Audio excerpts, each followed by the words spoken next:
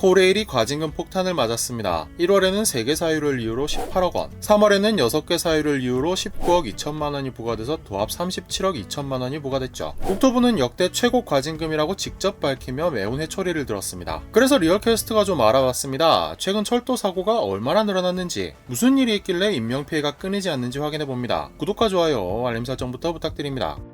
철도안전정보 종합관리 시스템 자료에 따르면 지난해 코레일이 관리하는 철도에서 발생한 사고는 총 66건입니다. 2020년까지 계속 낮아지던 사고 건수가 지난해부터 부쩍 늘더니 올해는 전년 대비 37.5%나 늘었네요. 지난해에는 유독 연이어 큰 사고들이 터졌습니다. 7월에는 중랑역에서 선로 배수로를 점검하던 직원이 열차에 치이는 사고가 있었고요. 9월에는 정발산역에서 승강장 안전문 보수 작업 중에 열차와 충돌하는 사고가 있었습니다. 11월 5일에는 오봉역 구내에서 화물열차를 정리하던 직원이 화물열차에 부딪히는 사고가 있었고, 고작 하루밖에 지나지 않아 영등포역에 진입하던 무궁화호가 턱레일 파손으로 탈선해서 12명이 중상을 입었다고 집계되었습니다. 일각에서는 코레일이 나사가 빠졌다는 원색적인 평가도 나왔고, 문제를 발본색원해야 한다는 목소리도 높아졌습니다. 앞서 10월 말에 이태원 압사 사고의 충격이 가시지도 않은 시점에서 2건이나 대형 사고가 터졌으니 문매를 맞는 것도 당연한 수순이었겠죠. 결국 정부는 1월에 철도안전 강화 대책을 내놨는데, 여기서 문제점을 안전수칙 미준수, 조직관리 문제, 인력 위주의 구시대적인 시스템, 관제 업무 전문성 저하를 꼽았습니다. 근무기강, 조직문화, 성과보상 체계 등 소프트웨어와 철도 자체 하드웨어가 총체적으로 낙후됐다는 진단을 한 겁니다. 국토부 얘기만 들으면 세상에 뭐 저런 적폐 집단이 다 있나 싶은데요. 막상 좀 더 자세히 들여다보니 얘기가 참 복잡했습니다. 이미 문제의 원인으로 들어가기도 전에 문제의 근거가 된 통계부터 의견이 분분합니다. 국토부가 철도안전 강화 대책에서도 밝혔지만 코레일에서 발생한 사고는 2020년까지 10년간 지속적으로 감소해오다가 21년, 22년에 확 늘었습니다. 대체 2021년에 뭐가 있었나 싶을 정도죠. 그런데 뭐가 있긴 했습니다. 2020년 말에 개정 철도안전법이 시행됐죠. 철도 준사고라는 개념을 도입해서 철도사고로 취급하는 범위가 꽤 넓어졌습니다. 그래서 인명사고만 한번 뽑아봤습니다. 일반인 무단통행 같은 사실상 천재지변 비슷한 사고를 빼고 확실히 직원 책임으로 분류되는 인명사고만 뽑아봤는데요. 2019년에 6명의 사상자가 나왔고 2020년과 2021년에는 7명이었습니다. 그리고 2022년에는 자그마치 21명이나 나왔는데 영등포역 탈선 사고로 다친 12명이 집계돼서 그렇습니다. 매년 일정량 발생하는 직원 부지 관련 사고 인명피해는 9명으로 사실 평년과 크게 차이가 나지는 않아 보였습니다. 당연히 이건 인명사고가 예상보다 적다는 얘기가 절대로 아닙니다. 현재 조성된 위기감의 근거가 된 철도사고의 증가 통계는 일정 부분 위험이 과장되어 있을 가능성도 배제할 수 없다는 겁니다. 그보다 이 통계에서 더 자세히 들여다봐야 할 것은 사고 원인에 있습니다. 인명사고는 주로 직원들의 미승인 작업, 열차 방호 소홀, 부주의한 행동 등의 원인으로 발생했고 치명적인 결과를 불러왔습니다.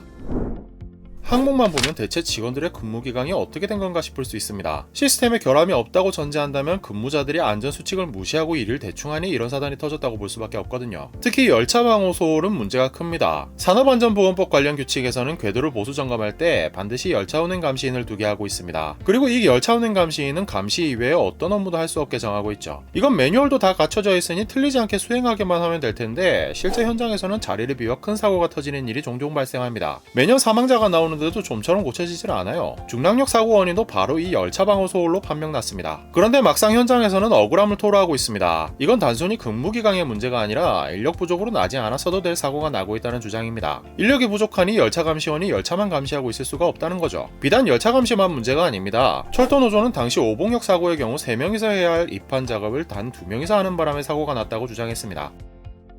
그럼 3.1조 원칙이 왜 무너졌느냐? 그건 4조 2교대의 도입과 관련되어 있습니다. 국토부는 바로 이 4조 2교대를 섣불리 도입한 결과 현장에서 인력 누수가 발생했다고 진단하고 있습니다. 원래 코레일은 3조 2교대 근무 체계를 돌리고 있었습니다. 흔히 주주, 야야, 비휴라고 불리는 방식인데요. 주간 12시간을 이틀, 다음날에 야간 12시간을 이틀 근무하고 아침에 퇴근한 후 다음날 하루 휴일을 갖는 방식입니다. 반면에 4조 2교대는 4일 중에 하루는 주간, 하루는 야간, 나머지 이틀은 쉬는 방식입니다. 코레일은 주야 비휴라고 해서 낮 12시간 근무한 후 다음날은 야간 12시간, 그리고 아침에 퇴근해서 다음날까지 쉬는 방식을 채택했습니다. 모든 일들이 그렇듯이 이 두 가지 교대 근무 방식은 장단점이 있습니다. 4조 2교대는 실제 근무 시간이 줄고 휴식 시간이 길어 근무자들의 피로가 적지만 총원이 같다면 한 개 조의 크기가 줄어들 수밖에 없습니다. 12명을 3조로 돌리면 4인 1조이지만 4조로 돌리면 3인 1조죠. 3조 2교대는 반대 효과가 있고요. 이런 까닭에 철도노조는 근무 체계를 유지하면서 인력을 확보하기 위한 인원 충원을 외치고 있고, 국토부는 제대로 굴릴 인원이 없다면 도입을 미뤄야 했다라고 싫다하며 예전의 근무 체계로 돌리라고 명령했습니다. 사실 국토부나 철도노조나 머쓱할 만한 대목도 없지 않습니다. 국토부는 안전관리체계 변경 승인을 받지 않았다는 이유로 3조 2교대 환원을 명령했는데 정부에는 애초부터 3조 2교대와 같은 인원으로 4조 2교대가 가능할 정도의 인원 충원 계획이 없습니다. 정부에서는 코레일이 요청한 1865명의 증원 대신에 한국철도공사 정원 722명을 조정해서 전체의 2.2%를 감축하기로 했죠. 변경 승인이 나올 리 없습니다. 철도노조도 마냥 덮어놓고 인력 충원을 외칠 상황도 아니게 됐습니다. 사고 당시 운전은 수습기관사가 하고 선임기관사는 휴대폰을 보고 있었다는 정황이 등장했거든요. 인력 부족은 둘째치고 기강의 해이도 실제로 있었던 겁니다. 게다가 사고가 터졌던 오봉역은 입환량이 의왕역의 23배로 지난해 전국 철도화물 수송량의 36.1%가 소화된 곳인데 정작 입환 업무를 담당하는 수송원은 의왕역의 3배 정도밖에 되지 않는다고 하죠. 이런 곳에 4조 2교대를 도입하니 2인조로 근무할 수밖에 없었다고 하는데 그럼 위험을 감수하면서 억지로 4조 2교대를 도입한 셈이 되니 인원 충원을 해주지 않았다고 국토부만 성토하는 것도 사리에 그다지 맞아 보이진 않습니다.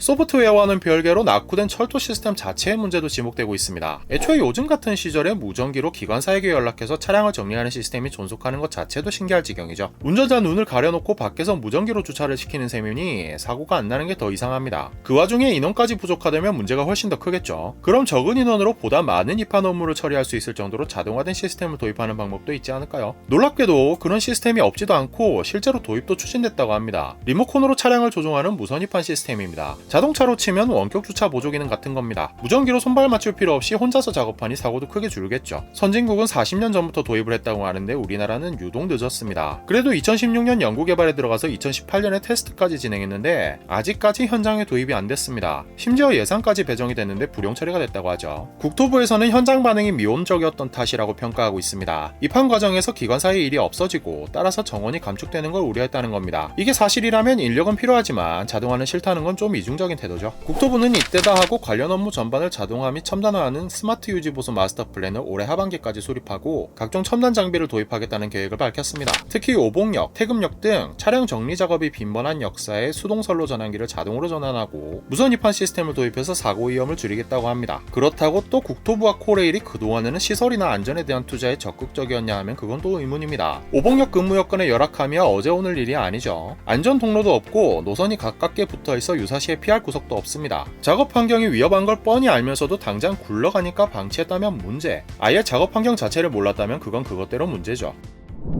국토부와 코레일, 철도노조의 해묵은 기싸움은 여전히 현재 진행형입니다. 정부에서는 기강해이를 꾸짖으며 철도안전 강화 대책을 발표하는 한편 사장을 전격 해임했고 철도노조는 이 대책이 민영화, 외주화 수순이라고 맹비난하고 있죠. 누가 얘기든 일단 올해는 사람 다쳤다는 얘기 좀 안 들었으면 좋겠네요. 오늘 준비한 이야기는 여기까지입니다. 이야기가 마음에 드셨다면 구독과 좋아요, 알림 설정도 부탁드립니다.